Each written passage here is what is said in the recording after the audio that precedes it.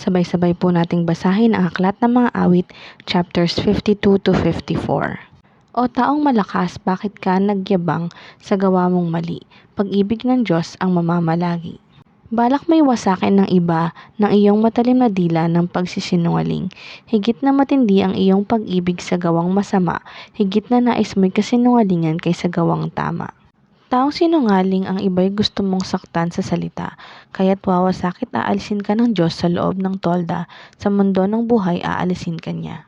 Ito'y makikita ng mga matuwid, matatakot sila at ang sasabihing pawang nagtatawa.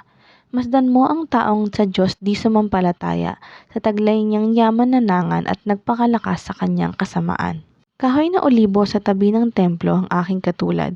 Nagtiwala ako sa pag-ibig ng Diyos na di kumukupas. Di ako titigil ng pasasalamat sa iyong ginawa.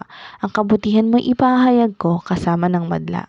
Sinabi ng hangal sa kanyang sarili, wala namang Diyos. Wala nang matuwid, lahat ng gawain nila'y pawang buktot. Magmula sa langit ang Diyos nagmamasid sa kanyang nilalang, kung mayroong marunong at tapat sa kanya na nananambahan. Ngunit kahit isa ni isang mabuti ay walang nakita, lahat ay lumayo at naging masama lahat sa kanila. Ang tanong ng Diyos, sila ba'y mangmang at walang kaalaman? Ayaw manalangin kaya't bayan ko'y pinagnanakawan. Subalit darating ang di pa nadaranas nilang pagkatakot, pagkat ang kalansay ng mga kaaway ikakalat ng Diyos.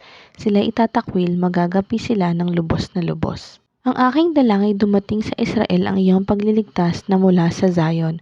Kung ang bayan ng Diyos ay muling umunlad, ang angkan ni Jacob, bayan ng Israel, lubos na magagalak.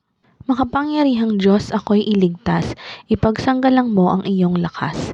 Dinggin mo, O Diyos, aking panalangin, iyong ang pakinggan aking mga daing. Ang nagmamataas ay laban sa akin, hangad ng malupit ang ako'y patayin, kanilang nilimot na ang Diyos ay sundin. Batid kong ang Diyos ang siyang tutulong, tagapagsanggalang ko aking Panginoon. Ang hinahangad ko ay maparusahan sa gawang masama ang mga kaaway, ang Diyos na matapat sila'y wawakasan. Buong galak naman akong maghahandog ng pasasalamat kay Yahweh dahilan sa kanyang kagandahang loob. Iniligtas ako sa kabagabagan, iniligtas niya sa mga kaaway at aking nakitang sila'y italunan.